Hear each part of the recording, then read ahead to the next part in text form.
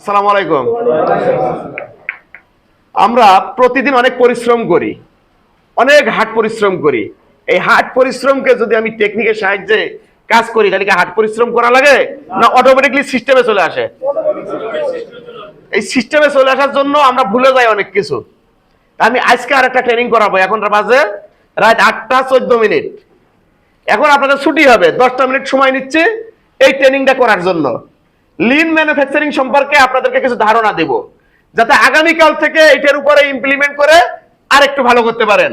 এই হার্ড পরিশ্রম থেকে বেরিয়ে এসে টেকনিকের সাহায্যে কাজটা উদ্ধার করতে পারেন। তাহলে আমার সাথে বলেন তো, লিন ম্যানুফ্যাকচারিং কি জানেন আপনারা কেউ? লিন ম্যানুফ্যাকচারিং এমন একটা জিনিস, সর্বোচ্চ ভ্যালু তৈরি করা আর সর্বোচ্চ ওয়েস্টেজ কমানো। এই দুইটার মূল থিমই হচ্ছে কি? তাহলে আমার সাথে বলেন তো, কম খরচ, কম সময়, কম অপচয়, সমান সমান বেশি উৎপাদন, ভালো মান, বেশি লাভ। তাহলে কি হলো? লিন ম্যানুফ্যাকচারিং হয়ে গেল যে কম খরচ করব, কম সময় লাগাবো, কম অপচয় করব। করলে কি হবে? বেশি উৎপাদন হবে, ভালো মান হবে এবং বেশি লাভ হবে। এখন প্রিন্সিপাল অফ লিন ম্যানুফ্যাকচারিং, 5টা মূল নীতি আছে লিন ম্যানুফ্যাকচারিং এর। একটা হচ্ছে ভ্যালু। গ্রাহক আসলে কি চাই তা নির্ধারণ করা। কি জিনিস বলছি? লেখেন তো সবাই, ভ্যালু। গ্রাহক কি চাই তা নির্ধারণ করা, পয়েন্টটা লেখেন। এরপরে লেখেন ভ্যালু স্ট্রিম। কোন কাজগুলা ভ্যালুতে যোগ হবে, অর্থাৎ প্রোডাকশন কিংবা আমি কি ইনভেস্ট করব, কোন কাজগুলার ইনভেস্ট করব এটাই যোগ হবে। আর কোন কাজগুলা আমি ওয়েস্টেজ বা চিহ্নিত করব যে এই খরচগুলা আমি কমাবো, এটার নাম হচ্ছে ভ্যালু। আবার বলেন, ভ্যালু স্ট্রিম। ফ্লো, কোন কাজ ধারাবাহিকভাবে গ্রাহকের চাহিদা অনুযায়ী উৎপাদন করা, মানে নিয়মিত একই রকম থাকা। এটা হচ্ছে কাজের ফ্লো ঠিক রাখা। অনেক সময় কিছু কাজ বোতলনেকের মতো উপরে যায় নিচে যায়। হাতটা দেখাও। এই যে বোতলনেকের মতো এরকম উপরে যায় আবার নিচে যায়, এরকম আছে না? না, প্রত্যেকটা কাজ আমার এইভাবে যাইতে হবে। এরপর আছে কি পুল সিস্টেম, গ্রাহকের চাহিদা অনুযায়ী উৎপাদন করা। কি সিস্টেম? লিখছেন সবাই? সাগর লিখছেন? পুল সিস্টেম। এরপর হচ্ছে পারফেকশন। কি বলছি আমি? কন্টিনিউয়াস ইমপ্রুভমেন্ট আর পারফেকশন একই জিনিস। প্রতিনিয়ত ছোট্ট ছোট্ট উন্নতির মাধ্যমে সর্বোচ্চ মানে পৌঁছানোর চেষ্টা করা। এটার নাম কি? আবার বলেন কি? পিএম সাহেব, পারফেকশন। তাহলে প্রিন্সিপাল অফ লিন ম্যানুফ্যাকচারিং এর 5 পয়েন্ট আমরা আলোচনা করলাম। আমরা কি বুঝতে বাকি আছে কিছু? এর থেকে কি একটা পয়েন্ট আমরা কাজে লাগাতে পারবো না? এখন আসেন, ম্যানুফ্যাকচারিং এর মূল উদ্দেশ্য কি? লেখেন, পয়েন্টগুলো লেখেন। আমি প্রত্যেকটা পয়েন্ট প্রতিদিন ধারাবাহিকভাবে আপনাদেরকে 10 মিনিটের জন্য ট্রেন আপ করব, যাতে আপনার ভিতরে যদি এই লিনটা ঢুকাইতে পারেন, আপনি কাজ করে মজা পাবেন, আপনি সিস্টেম ডেভেলপ করবেন, আপনি বৈজ্ঞানিক ফর্মুলা ব্যবহার করবেন। বর্তমান যুগ হিসেবে এআই তো খারাপ না, এইটা ইউজ করে আপনি সিস্টেম ইমপ্লিমেন্ট করবেন, আপনার সহযোগিতা হবে। অর্থাৎ এআই যে সিস্টেমগুলো ইমপ্লিমেন্ট করবে ওইটা আমার ভিতর থেকে ইমপ্লিমেন্ট হয়ে আসবে, অর্থাৎ আপনাকে কাজটা সহজ করে দেবে। 1 নাম্বার হচ্ছে প্রোডাক্টিভিটি। লিন ম্যানুফ্যাকচারিং এর মূল উদ্দেশ্য 1 নাম্বার হচ্ছে প্রোডাক্টিভিটি, উৎপাদনশীলতা বৃদ্ধি করা। 2 নাম্বার ওয়েস্ট, কিছুক্ষণ আগে আমি ওয়েস্ট নিয়ে কথা বলছি, অপচয় কমানো। 3 নাম্বার কস্ট, উৎপাদন খরচ কমানো। 4 নাম্বার কি? কোয়ালিটি, পণ্যের গুণগত মান কি ঠিক রাখা অথবা ভালো করা। 5 নাম্বার কি? লিড টাইম কমানো। কোন টাইম? লিড টাইম মানে কি সবাই বলেন তো? হ্যাঁ, লিড টাইম হচ্ছে একটা কাজ করতে কত সময় লাগবে এই সময়ের বেশি চলে যায়, শিপমেন্ট ডেট মিট করতে পারি না, ওই টাইমটা কবে আসবে যদি আমি লিন ম্যানুফ্যাকচারিং ব্যবহার করে আমার কাজগুলো সিস্টেমে ইমপ্লিমেন্ট করি। গ্রাহকের সন্তুষ্টি, কাস্টমার স্যাটিসফ্যাকশন। কাস্টমার কি? গ্রাহকের সন্তুষ্টি। এটা কমানো লিন ম্যানুফ্যাকচারিং এর। এখন আরেকটা পয়েন্ট আমি আলোচনা করব, সেটা হচ্ছে লিন ম্যানুফ্যাকচারিং এর 8টা ওয়েস্টেজ আছে। এই 8টা ওয়েস্টেজকে এক কথায় বলে টিম উড।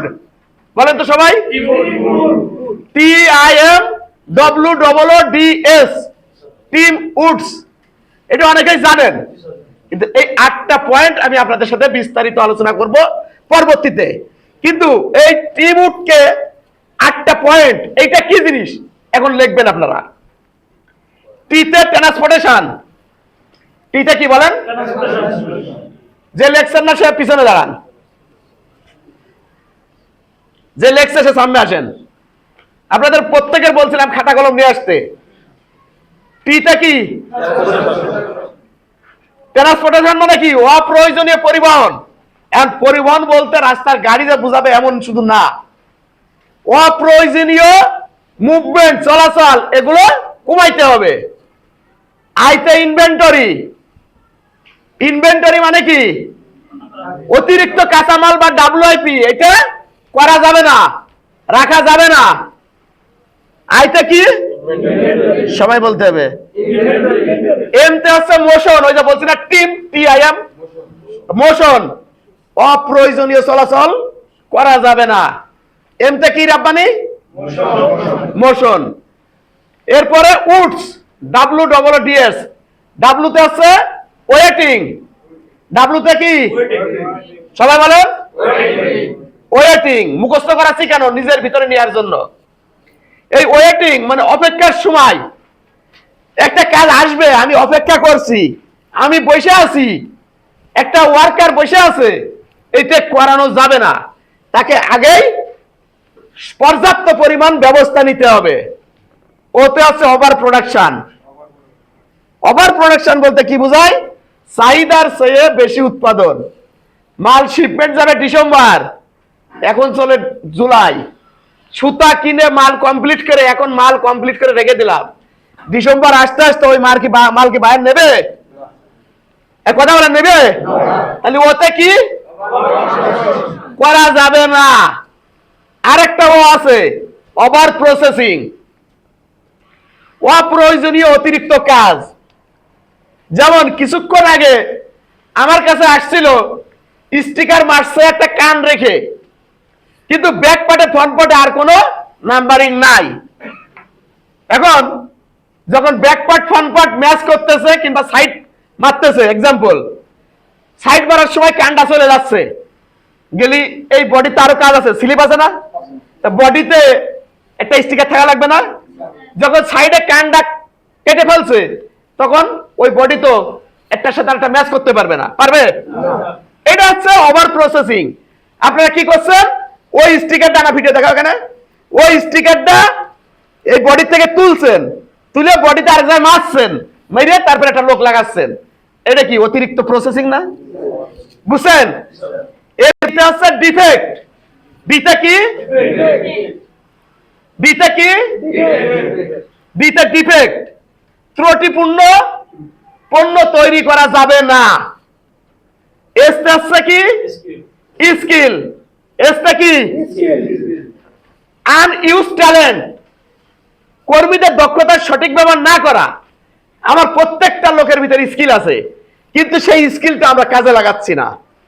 স্কিলটা কি? এটা কি ট্রেনিং এর অন্তর্ভুক্ত? এটা কাজ না আমাদের? এটা আমরা শিখতেছি না? এখান থেকে যদি 5% ইমপ্লিমেন্ট করি, আমার ফ্যাক্টরি উন্নত হবে না? ডেভেলপ হবে না? করবেন সবাই? আচ্ছা, 5S এর কিছু গুরুত্বপূর্ণ টুলস আছে, যেটা আমি এখন একটু আলোচনা করে দেব। 1 নাম্বার 5S, লিন ম্যানুফ্যাকচারিং এর গুরুত্বপূর্ণ টুলস। 1 নাম্বার কি? 2 নাম্বার কাইজেন, বলেন। 3 নাম্বার কানবান। কানবান লেখেন আর বলেন। 4 নম্বরে JIT, জাস্ট ইন টাইম। 5 নম্বরে ভিএসএম, বলেন ভ্যালু স্ট্রিম ম্যাপিং। 6 নম্বরে কিউসিও, বলেন কিউসিও, কুইক চেঞ্জ ওভার টাইম। কি ব্যাপার, কিউসিও মুখ আসে না, বলেন কিউসিও। 7 নম্বরে পুকাইওকে, এটা জাপানিজ ভাষা। 7 নম্বর কি, পুকাইওকে, বলেন আবার পুকাইওকে। 8 নম্বর ইয়ামাজুমি সাট, শ্রীলঙ্কান মেথড। 8 নম্বরে কি, ইয়ামাজুমি সাট, এটা হচ্ছে আমাদের গার্মেন্টসের শ্রীলঙ্কান মেথড। 9 নম্বরে এসটিডব্লিউ, 9 নম্বরে কি, স্ট্যান্ডার্ড ওয়ার্ক। এখন আমি আরেকটা পয়েন্ট আলোচনা করব, গার্মেন্টসের লিন ম্যানুফ্যাকচারিং এর কয়েকটা উদাহরণ দেব। লাইন ব্যালেন্সিং করে বটলনেক কমাতে হবে। আপনারা শুধু শোনেন আর পয়েন্ট লেখেন। লাইন ব্যালেন্সিং করে বটলনেক কমাতে হবে। কিউসিও ব্যবহার করে স্টাইল চেঞ্জ ওভার টাইম কমাতে হবে। 5S বাস্তবায়ন করে হাউসকিপিং ডিসিপ্লিন ঠিক রাখতে হবে। কানবানের মাধ্যমে ম্যাটেরিয়ালস ফ্লো কি নিয়ন্ত্রণ করতে হবে। কানবানের মাধ্যমে আর কাইজানের মাধ্যমে ছোট ছোট উন্নতি করতে হবে, কন্টিনিউয়াস ইমপ্রুভমেন্ট। কাইজানের মাধ্যমে কি করব, ছোট ছোট উন্নতি করতে হবে। লিন ম্যানুফ্যাকচারিং এর সুবিধা কি, এফিসিয়েন্সি বৃদ্ধি পায়, প্রোডাক্টিভিটি বাড়ে, কস্ট কমে, কোয়ালিটি উন্নত হয়, ডাব্লিউআইপি ইনভেন্টরি কমে এবং লিড টাইম কমে যায়। ওয়ান টাইম কি বলেন, আর কি কাস্টমার স্যাটিসফ্যাকশন বাড়ে। তাহলে লিন ম্যানুফ্যাকচারিং সম্পর্কে আপনাদের যে পয়েন্টগুলো আমি দিলাম, কাটেন না কেন, লিন ম্যানুফ্যাকচারিং সম্পর্কে যে পয়েন্টগুলো আপনাদের দিলাম, এটা কি আপনাদের উপকার করলাম না ক্ষতি করলাম? টোটাল 10 থেকে 12 মিনিট একটা ট্রেনিং করালাম। এই ট্রেনিং গুলো যদি আপনি 5% ইমপ্লিমেন্ট করেন, তাহলে আজকে যে প্রোডাকশন হয়েছে আগামীকাল কি সেটা হবে না বাড়বে 1%? আজকে যে কোয়ালিটি প্রবলেম গুলো ছিল আগামীকালকে এটা কমবে না বাড়বে? আজকে যে সময়গুলো নষ্ট হয়েছে এটা কি আগামীকাল বাড়বে না কমবে? তাহলে লিন ম্যানুফ্যাকচারিং এর মূল থিমটা আমি আপনাদের সাথে শেয়ার করি। Lean manufacturing is a production management philosophy focused on maximizing customer value while minimizing wastage. It aims to improve productivity, reduce cost, enhance quality, shorten lead time, and create a smooth production flow by using plus as Kaizen, Kanban, just in time, and STW standard work. তাহলে কি বুঝছেন থিমটা? অর্থাৎ আমরা যদি Lin manufacturing tools গুলো use করি তাহলে কি আমার মানে ম্যাক্সিমাইজিং কাস্টমার ভ্যালু কমে যাবে, কাস্টমার ভ্যালু কি বাড়বে, এবং আমাদের মিনিমাইজিং ওয়েস্টেজ এটা কমে যাবে। ওয়েস্টেজটা তখন কি কোম্পানির লাভ হবে না লস হবে? কোম্পানি বাঁচবে না ক্ষতি হবে? বাংলাদেশের 5000 গার্মেন্টস এর ভিতর 2000 গার্মেন্টস বন্ধ, আমার গার্মেন্টস কি বন্ধ হবে? হবে না। কেন হবে না? আমরা টুলস ইউজ করব, আমরা সিস্টেম ইমপ্লিমেন্ট করব, এবং এটা আমরা কিভাবে করব? স্মুথ প্রোডাকশন হবে। এই টুলস ব্যবহার করলে কানবান, just in time, standard work যদি আমি ইউজ করি তাহলে আমার কি প্রোডাক্টিভিটি বাড়বে না? কোয়ালিটি ভালো হবে না? ধন্যবাদ সবাইকে, আসসালামু আলাইকুম। এখন বলেন